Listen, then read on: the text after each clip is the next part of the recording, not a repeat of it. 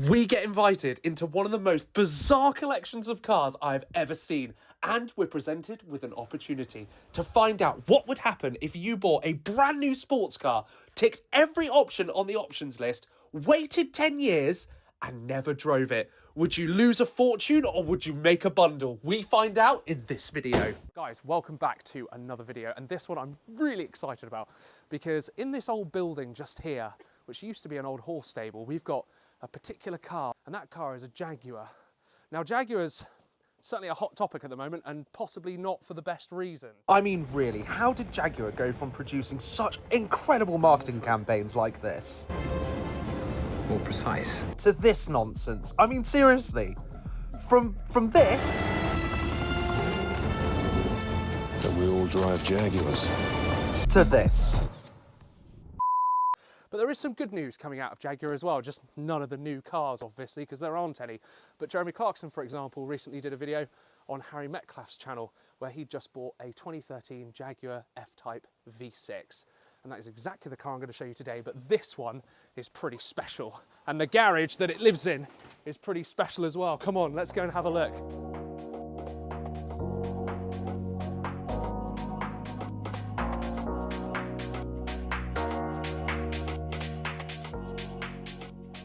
Down here, opposite what it was once Noel Edmonds' actual P38 Range Rover, which we'll definitely be doing a video on because it's absolutely fantastic, Monte Carlo blue, we've got this.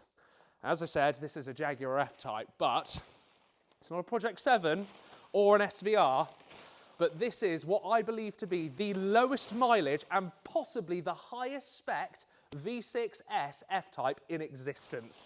Have a look at this.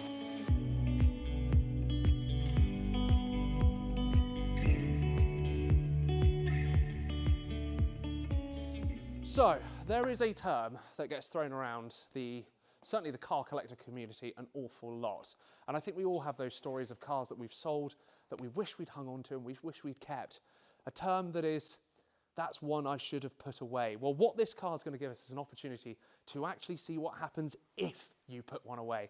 And it's not just one. As I said, this is one of the highest spec F-Types I think in existence. And I've actually got the original build sheet here, and there are some huge ticket items.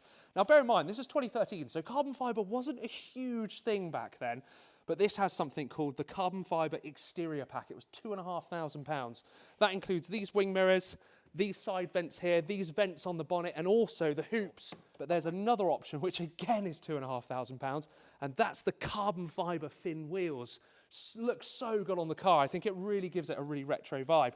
Other huge ticket items, Meridian sound system, premium leather, etc., etc. And in fact, without showing the address, you'll see the vehicle price as standard is £55,000. All of this spec, flick over to the next page, and the end price was £85,000. Now, there is a bit of road tax in there as well, so it does mean that this car has over £25,000 worth of options. One of those options you notice as soon as you open the door, which is this, the illuminated door sills. And it's actually still got the plastic on the door sills, which I'm very tempted to rip off, but I won't. But now I think we're going to get into what makes this car really special, and also the other reason why we're not taking it for a drive, and that's the tyres. Now, the tyres aren't anything particularly special, they're Pirelli P0s, but they are the original tyres that were fitted to the car from factory. And that's because this car's mileage is, well, come here, I'll show you. This car has done just 1,010 miles from new. So it's done criminally low mileage. But as I said, it does present a bit of an opportunity. But it is a V6S, and it does have the noisy exhaust button. And it has been on a trickle charge for all these years. So let's see if it will start. I remember this. This was really cool. One of the things I really like with these brass. Oh, it has got all sticky, interestingly enough. In fact, all of the switches have kind of got a bit sticky. Anyway, let's see if it will start. Well, it fired right up. And in fact, interestingly enough, it's in sport mode and it has the noisy exhaust activated. She's raring to go. Well, I think we're going to let this warm up a little bit, and then we might just give it a couple of light revs.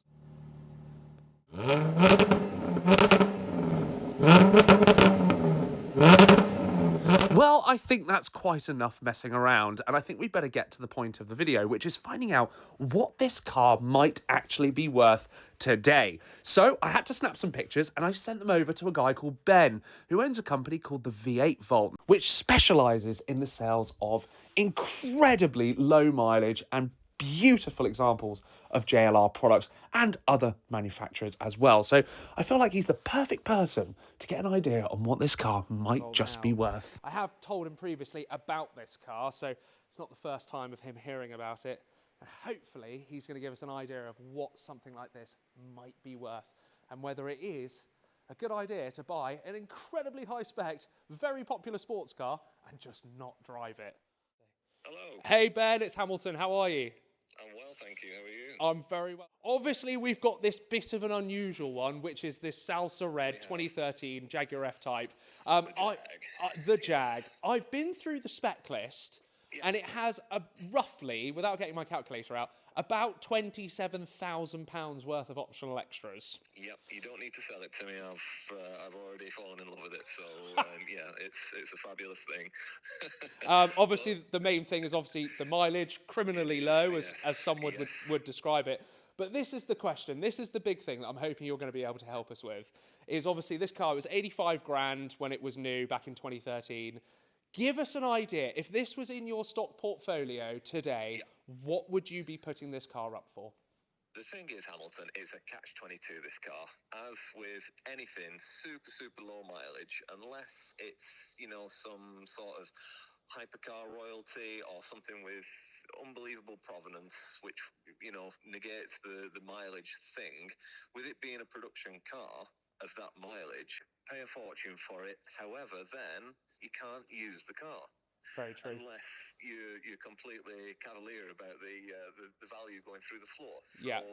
Unless you just want the very best, you don't care about the money, and you just want to use it, which is a fabulous attitude to have. However, coming from a dealer's perspective, if that was mine and I was putting it on sale, it would be late 40s. Would it? Yeah, on a very bad day. On a very bad day. It would probably do more.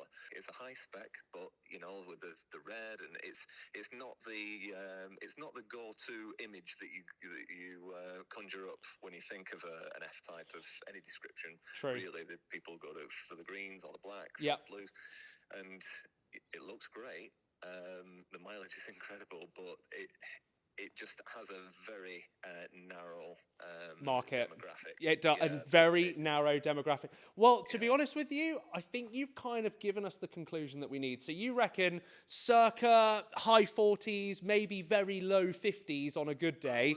I would say so, to the right man. To the right buyer. Well, I think that's given us the conclusion that we need, is that what happens if you do just put something away? And really, Ben, I think you'll probably agree with me, it's not worth it. Get out and use your toys. Yeah, exactly. Okay, guys, well, there we have it. That's it. £85,000, 12, 13 years ago, 1,000 miles of use, and we're still £35,000 out of pocket. So it really does lend to the fact that you should absolutely always be driving your cars. And there's nothing to say that in another 10 years, that actually might be worth a lot more than 85 grand. But for now, high 40s, low 50s is where that car's at. But that's not all. There's another car here which does get used, and unless your name's Robert Denton, you are never ever going to have heard of what this car is. Let's go and have a look. Okay, so in here, guys, this is the Bentley Continental that you have never heard of. Oh wow. Oh my God. Can you see those red wheels?